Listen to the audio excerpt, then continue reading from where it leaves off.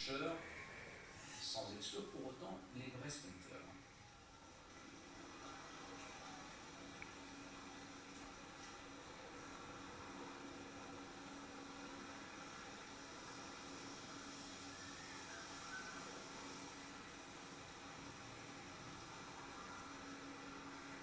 Le résultat officiel du sprint intermédiaire, Reichshofer, qui est passé devant Asparen, Barguil, Skien, Mose et Pedersen, a donc pris 12 points supplémentaires dans le classement du maillot vert. Aucun des autres candidats à une place d'honneur pour le maillot vert ne s'est mêlé à ce sprint intermédiaire. Donc, 1000 € pour Asparen. Oh, ça va doubler le capital de pique-nique, la partie à 1500 €. J'exagère un tout petit peu quand même. Allez, Thibaut Guernalec avec Asparen. Ouais, bon duel de rouleurs, de très très bons rouleurs, de coureurs qu'on a vu assez souvent offensif durant ces 3 semaines. Et un peloton qui se dit, oui, ça c'est un scénario qui, à ce stade-ci de la course, convient bien, est intéressant.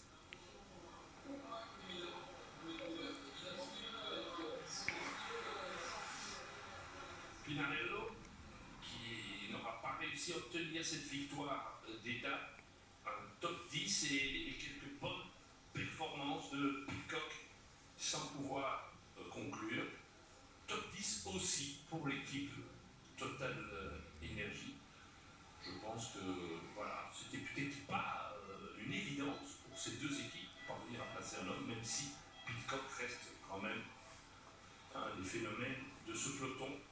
Donc, dans un tour, à cet endroit-ci, vous le verrez,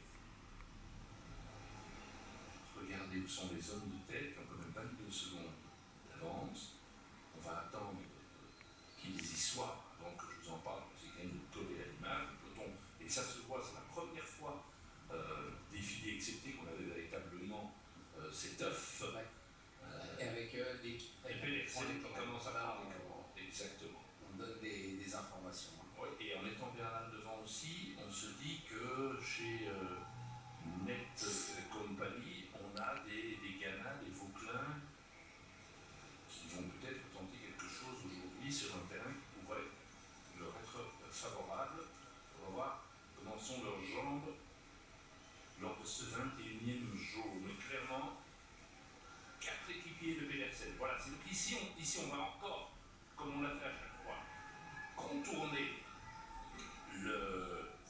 la place de l'Étoile. Mais tout à l'heure, on va prendre la droite. Ah, voilà. Tout à fait.